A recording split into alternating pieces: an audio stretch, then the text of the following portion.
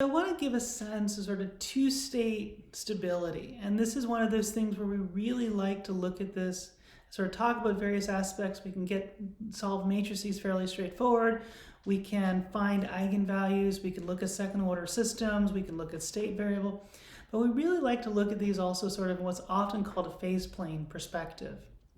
And in this particular case, you're going to talk about have the two inputs. These would be my two state variables, x1 and x2. And I would look at what's happening through, what's going to actually happen on the trajectory. Now, as a result of it for a particular matrix, I'm going to get particular eigenvalues, lambda 1 and lambda 2. And I'm also going to have eigenvectors that are going to go in the space, eigenvector 1 and eigenvector 2. And they're actually going to be physical lines in this two-dimensional space. You can look at this and imagine this will probably generalize into 3 dimensions and 4 dimensions and so forth. We like to draw stuff in 2 dimensions because it's easy to draw the 2-dimensional cases. The 3-dimensional cases are really good for computer graphics, and then beyond that, you're kind of a little bit harder in terms of the visualization. And so we're going to look at what happens for continuous time systems and what happens around the equilibrium. So remember, this is now I've linearized around that equilibrium point, or a equilibrium point, around several of them in a system. And I want to understand what's the dynamics that's occurring in those spaces. Okay, cool.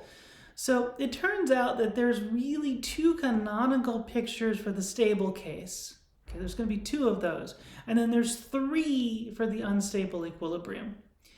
And that really has a lot to do with what sort of the picture around the eigenvalue spaces. So one that tends to be straightforward on the stable case is I have 2 eigenvalues, and as I approach on both sides of the eigenvalues, it's stable. So if they're both real and negative, it's going to converge towards the equilibrium point, which in this case has been normalized or been shifted to 0. All right? So now that it's shifted to 0, I can see that things are converging there. There's the exact opposite case in the cases. If they're real and positive, they're going to explode out. It's going to be an exponential explosion. Cool. Those are the 2 obvious cases for real ones, but there's a third one for the real case that's interesting, which is imagine one is converging towards the equilibrium point, but along the other eigenvalue, it's exploding. Okay, so in this particular case, for say the lambda 1, it actually should be exploding along the E1 and going around the other case, but nonetheless, you have the case that they're going in different directions. And this is still unstable because even if I start really close to this side, it's still eventually going to move me to the explosion. Okay. Those are usually the usual straightforward ones. Then you get the second case of what happens when it's complex. And this is very interesting because now and so in the stable case, I'm in a complex case. This usually means I've got a small amount of positive feedback in the structure, but I'm not too far away from it. So this is often a case when I look at step responses, I'm going to get ringing in these cases. This is where the eigenvalues are complex, but the real values of them are still negative. Okay, and so what I'm going to get is typically if I start off in an initial condition, I'm going to converge inward towards the steady state. So it is stable. And in fact, you can look along the eigenvalues and see what the trajectories are. You can talk about what are various nullclines and so forth in this space. But you get these sort of oscillating structures that oscillate towards the converging point. There is the opposite case where complex, but the roots are now positive.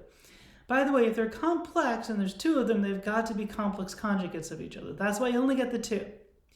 And so as a result, what you're going to do is you're going to start off in an equilibrium, around your equilibrium, and you'll explode out into that space. And so it's an oscillatory structure. So that makes sense, although there's some interesting things if you get oscillatory structure near an equilibrium point, you're probably not as close to, you're probably not super close to stability. You're getting ringing. You may actually get really close to an unstable position, depending on what you're building.